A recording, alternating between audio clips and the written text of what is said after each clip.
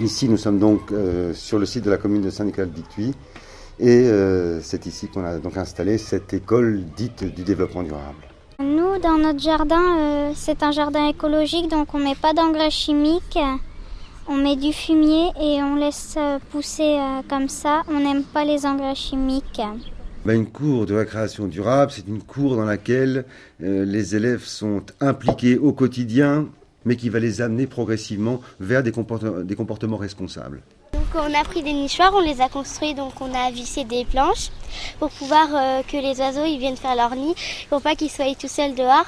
Les éléments qui composent donc cette cour durable sont une bande fleurie à papillons, 2 jardins potagers, avec une pompe manuelle de façon à ce que eau signifie effort, c'est une forme de gestion psychologique de l'eau aussi, eau égale effort. On a voulu bien sûr penser au recyclage des matières organiques en équipant donc ces 2 potagers de 2 composteurs.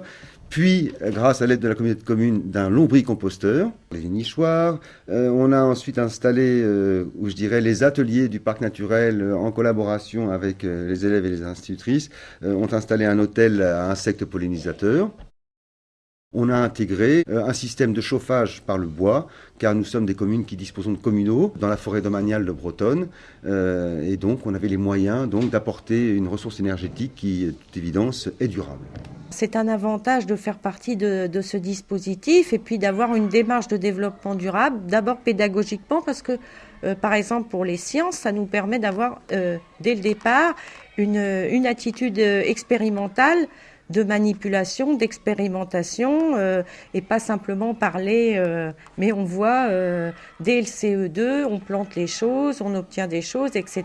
C'est le pommier où il y a des coques oranges, c'est un groupe qui l'a planté. On a mis de l'engrais dessus, du fumier. Après on a coupé les branches qui ressortaient à l'extérieur, qui étaient à l'extérieur pour que ça pousse bien à l'intérieur. C'est à l'origine du concept. Mais il faut dire qu'il y a des choses qui ont œuvré dans ce sens-là. Le fait que je sois avec une de mes collègues chargée du service éducatif du parc naturel régional a aussi contribué à faire que les choses avancent, je dirais. Alors il y a une dame du parc de Bretonne qui est venue parce que l'année dernière on a travaillé sur les papillons et du coup on a planté des graines pour que les papillons viennent faire leurs œufs dessus.